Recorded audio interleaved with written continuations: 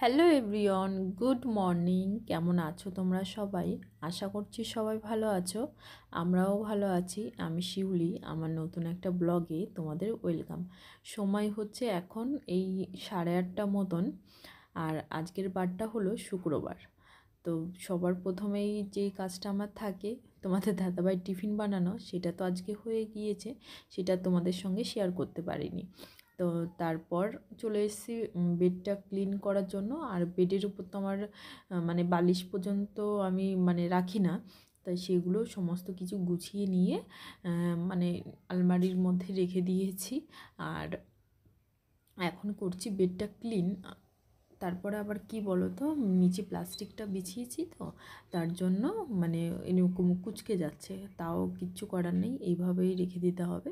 সোজা চলে এসেছি রান্নাঘরে এসে একটু জল খেয়ে নিচ্ছি। জল খেয়ে ঘরটর ঝাড় দিয়ে তারপরে বাইরে যাব ডাস্টবিনটা ফেলতে। বাইরের কাজগুলো একবারে সেরে তারপর ঘরে আসলে সুবিধা হয়, না হলে একবার ওই ঘরে বাইরে করতে করতে ঘরটা তারপরে মোছা থাকলে না নোংরা হয়ে যায়। সেই কারণে আমি কি করি, এই জামা কাপড় ধোয়া, তারপর হচ্ছে বাইরেটা ঝাড় দেওয়া, ডাস্টবিন ফেলা, এইগুলো করে নিই। করে তারপরে হচ্ছে ঘরটা মুছে নিই, তাহলে আমার সুবিধা হয়। এদিকে মানে বেশিরভাগ দিন কি করি, বাইরের কাজগুলো করে রান্নাটা যখন দুপুরে রান্নাটা বসাই, তখন সেই ফাঁকে আমি ঘরটা মুছে নিই। তাই এদিকে দেখো আমার জামা কাপড়ও ধোয়া হয়ে গেছে। বালতিটা নিয়ে মানে ডাস্টবিনের বালতিটা বাইরে রেখে আগে জামা কাপড়গুলো মেলে নিচ্ছি। জামা কাপড়গুলো মেলে তারপরে সোজা চলে যাব ডাস্টবিনটা ফেলতে। সামনেই মানে এরকম বড় বড় ড্রাম টাইপের রাখা থাকে আমাদের, আর প্রতিদিন এসেই ট্রাক নিয়ে আসে বাইরে থেকে, সবাই ওর মধ্যে ভরে নিয়ে চলে যায়। তো আমরা ওইখানে ফেলে দিই, আমাদের মানে ভালো সুবিধা হয় এই আর কি। আর গাড়ি টাড়ি রোজ আসলে হর্ন বাজাবে, ওই তাড়াহুড়ো করার একটা ঝামেলা নেই, যে যখন টাইম পাবে গিয়ে ফেলে দিয়ে আসবে, তারপর নিয়ে চলে আসবে, মানে ওরা নিয়ে যাবে এই আর কি। তো চলো ঝটপট বাইরেটা আবার এই যে জামা কাপড় ধোয়া জলটা মানে রাখা ছিল, সেটা আমি রোজই এরকম করি, জামা কাপড় ধোয়া জলটা রেখে দিই, সেটা ওয়েস্ট করি না। কারণ এইখানে কিন্তু জলের খুব ক্রাইসিস হয়ে যায়। মাঝে মাঝে কি হয়, এইখানে মানে পাইপ লাইন খারাপ হয়ে গেল হয়তো, তারপরে ওই 3-4 দিন আর জল আসে না, তখন একটা ভীষণ অসুবিধা হয়। তা যখন জল আসে না তখন আমরা কি করি বলো তো, বেসিনের নিচে আমাদের যে একটা নল লাগানো আছে, সেইখানে সকালবেলায় আর হচ্ছে বিকালের দিকে তখন কিন্তু জল দেয়। ওই 10 মিনিট মতন জল দেবে, তখন ওই যার কাছে যত গামলা ঘুটিবাটি আছে সব মানে যে যেরকম পারে ভরে রেখে দেয় এই আর কি। আর যখন অ্যাকোয়াটা চালাই তখন তো ওর নিচেতে মানে ওই পাইপটা থেকে ওয়েস্ট জলটা অনেকই বার হয়, ওই প্রায় 1 বালতি জল ভরে যায়। তা ওইদিকে কাজ টাজ তো হয়ে গেছে বাইরেটা, এদিকে ডালটা মানে বসিয়ে দিয়ে গেছিলাম, সেটা ঝট করে ফোড়ন দিয়ে দিলাম। তা এইখানে আসার পরে না, মানে বাড়ি থেকে আসার পরে ওই একদিনই মাছ আনা হয়েছিল, তারপরে মানে তোমাদের দাদাভাই সময়ই পাচ্ছে না, মাছ আনতেও পাচ্ছে না, তাই এই সব খেয়েই কাটাচ্ছি। আর একটু লাউ নিয়ে এসেছিলো, তা সেটা দিয়ে ভাবছি যে একটু নিরামিষ বানাবো। আর ওর মধ্যে একটু আলু দিয়ে দেবো, তাহলে বাবাই ওই ডালটা আর ওইখান থেকে আলু উঠিয়ে দিয়ে দেবো, ও খেয়ে নেবে। এই আমার মা বানায় এই তরকারিটা এরকমভাবে, তা ভাবলাম যে ঠিক আছে আমিও বানাই আজকে। বাড়ি থাকলে কিন্তু খেতাম না, যাই বলো তাই বলো, মানে খুব তখন মানে অপশান থাকে, তো তখন নাটকটাও বেড়ে যায় এই আর কি। তাই এখন ঝটপট লাউ কেটে নিচ্ছি, আলুগুলো একটু মোটা মোটা করে দেবো, আর না একটু বড়ি দেবো, ডালের বড়ি দেবো, তাহলে খেতে কিন্তু খুব ভালো লাগবে। আসার সময় মা পাঠিয়ে দিয়েছিল, তোমাদের তো বলেছি। আর আমি কিন্তু এমনি বড়ি মানে কেনা যেগুলো হয় সেগুলো নিয়ে এসেছিলাম, তারপরেও মা যেটুকু পেরেছে মা দিয়ে গেছে। আর নামানোর আগে দেবো এর মধ্যে একটু ধনেপাতা। তাই এইভাবে কে কে বানাও অবশ্যই জানাবে। এইভাবে কিন্তু মানে আমার মা বানাতো, মার কাছ থেকেই শেখা এই আর কি। তো আজকে বিকালে আবার মানে আমার পাশের কোয়ার্টারে ওই দিদিটার হচ্ছে অ্যানিভার্সারি, সেখানে আবার নেমন্তন্ন করে গেছে, তো সেখানে যেতে হবে। তো এখানে বাইরে তো মানে কারোর সেরকম লোকজন নেই, এই আমরা আশেপাশের লোকজন সবাই মিলেই রান্নাবান্না করব, এক একজন একটা ডিপার্টমেন্টে চলে যাব রান্না করতে, আর সেভাবেই হয়ে যাবে ঝটপট রান্না। এই বেশি লোক বলেনি, কারণ মানে 3-4টে ফ্যামিলি বলেছে এই আর কি।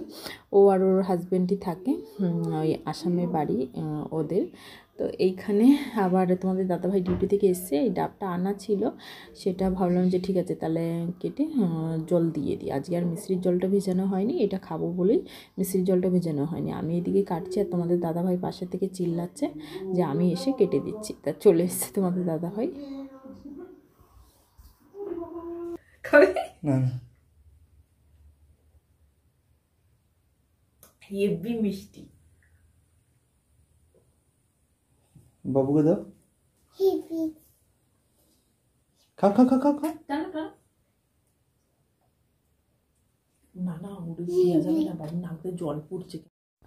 সত্যি এখানে ডাবগুলো কিন্তু দারুণ খেতে, মানে আমাদের ওইখানে কলকাতার থেকে এইখানে ডাবগুলো বেশি ভালো খেতে, কারণ আমার মনে হয় যে এইখানে যে ডাবগুলো থাকে সেগুলো মানে কেরল থেকে আসে। তারপর কি দেখো, এই যে তোমাদের বললাম তো অ্যানিভার্সারির আছে, সেখানেই এসছি এখন রান্না বান্না করতে। যেহেতু এখানে বেশিরভাগ লোক নন বেঙ্গলি, তারা মাছ মাংস কিছুই খায় না। এবার আমার রুমের উপরে যে দিদিভাইরা রয়েছে তারা কিন্তু মাছ মাংস খায়, আমরাও খাই। আর তারপর যার আজকে অ্যানিভার্সারি তারাও তো খায়। এবার ওনাদের ইচ্ছা যে একটু বিরিয়ানি বানানোর, তো আমাকে বলেছে যে বানাও, তাহলে এই উপরে দিদির ঘরে বানাও, আমাদের ঘরে তো তাহলে ওনাদের জন্য রান্না বান্না হচ্ছে, তাহলে তোমরা ওইখানে বানাও। তো সেটাই করছি আমি আর ওই দিদিটা মিলে। এইদিকে একটা সসপ্যান ভাত হয়ে গেছে আর একটা একটু বসানো হয়েছে। এইদিকে প্রচণ্ড হাওয়া ছেড়েছে, মানে লাইট নেই। তারপরে এই যে দুটোই মিলে অল্প অল্প করে দমে দিয়ে দিয়েছি। আর ওইদিকে বাবু খেলছিল, এর মধ্যে ওই যে বাবুর মানে একটু না মাথাটা গরম গরম হয়েছে, জ্বর এসছে কেন হঠাৎ জানি না। তা দুধ ছিল, দুধটা আবার দেখলাম যে খারাপ হয়ে গেছে, তার জন্য আবার অল্প কটা ভাত নিয়ে আর একটু আলু, এক পিস মাংস নিয়ে ওকে ভাবছি যে আগে খাইয়ে দেবো, খাইয়ে দিই তারপরে যাব ওই দিদির ঘরে। কেক টেক কাটা হবে। এই যে ওই দিদি আর ওর হাজব্যান্ড, ওরা যেহেতু ওই যে বললাম যে আসামে বাড়ি, সেই কারণে ওইখানকার যে শাড়িগুলো ফেমাস মেঘলা শাড়ি ওই যে কেমনভাবে পরে সেটাই ও পরে নিয়েছে, ওর ড্রেস হাজব্যান্ড। আর এই যে গিফটটা তো তোমাদের সঙ্গে শেয়ার করা হয়নি, বাজারে গেছিলাম আমি আর ওই দিদি মিলে, তা নিয়ে এসেছি আমি একটা ওই কী বলো তো ওই কাপ ট্রের মতন একটা সুন্দর সেট ছিল সেটাই, আর ওই দিদি একটা ওয়াল পেন্টিং নিয়েছিল এই আর কি। আর উপরে এই যে দিদির অ্যানিভার্সারি হচ্ছে ওনার উপরে যে দিদিটা থাকে উনি তো কেকের ক্লাস নেয়, মানে কেক বানানো শেখায় সবাইকে, তো উনি কিন্তু এই কেকটা বানিয়েছে আর খেতে কিন্তু অসাধারণ হয়েছিল। সবাই এখন কি বলছে বলো তো, হ্যাপি অ্যানিভার্সারি না হ্যাপি বার্থডে, ওই জন্যই সবাই হাসাহাসি করছিল। দেখো বউ কোথায় কেক খাইয়ে দেবে তা না, নিজেই কেক খেয়ে নিচ্ছে। তারপর এখন তো এই খাওয়া দাওয়ার পালা চলবে এই আর কি। তো কেমন লাগছে ভিডিওগুলো অবশ্যই কমেন্টে জানাবে। আমার ভিডিওগুলো ভালো লাগলে প্লিজ আমার চ্যানেলটি সাবস্ক্রাইব করে পাশে থাকবে, আর পাশে থাকা বেল বাটনটিও অন করে দেবে, যাতে আমি ভিডিও দেওয়ার সঙ্গে সঙ্গে তোমাদের ফোনে নোটিফিকেশনটা পৌঁছে যায়।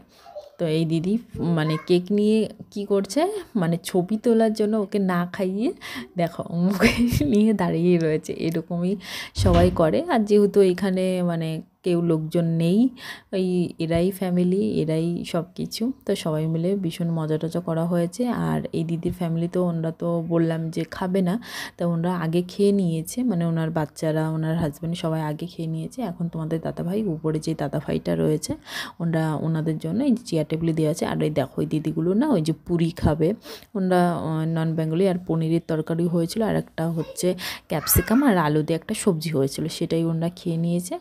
আর এইখানে এনাদের জন্য বিরিয়ানি হচ্ছে এই আর কি। তা উনি আবার বলছে যে কি খাও তোমরা, শুধু মাংস আর ভাত নিয়ে এরকম খেয়ে নিচ্ছ। তা বলছি যে তোমরা একবার খাও তাহলে বুঝবে কেমন লাগে। কলকাতার লোক, বাঙালি লোক জানে যে বিরিয়ানি হলে আর কিছুই চাই না। তা সবাই খাওয়া দাওয়া হয়ে গেছে, তোমাদের দাদাভাই আবার বাবুকে নিয়ে চলে গেছে। আমি আর যার অ্যানিভার্সারি ছিল সে ড্রেস এখন চেঞ্জ করে তার একদম অরিজিনাল গেটআপে চলে এসছে। এখন ঝটপট আমরা খেয়ে নেব। আর আজকের ভিডিওটা এই পর্যন্তই রাখছি। আবারও বলছি আমার ভিডিওগুলো ভালো লাগলে প্লিজ আমার চ্যানেলটি সাবস্ক্রাইব করে আমার পাশে থাকবে।